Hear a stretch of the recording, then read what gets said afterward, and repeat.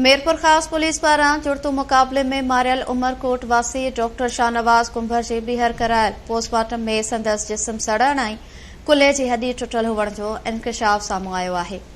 Doctor Shahnawaz कुंभर जी क़बर कुशाई खां पोइ ॿीहर कयल पोस्टमार्टम रिपोर्ट KTN न्यूज़ हथ करे वरिती आहे।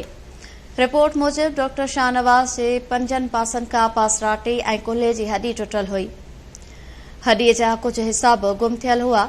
डॉक्टर शाहनवाज जे खाॿे पासे वारी पहिरीं पासराटी गोली लॻण सबबि टुटल हुई। धक लॻण सबबि साॼे पासे वारियूं 4 पासराटियूं बि टुटल निकितियूं।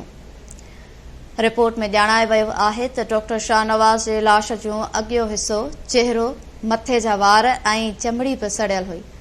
हथनि ऐं पेरनि जा नह बि जुज़वी सड़ियल हुआ।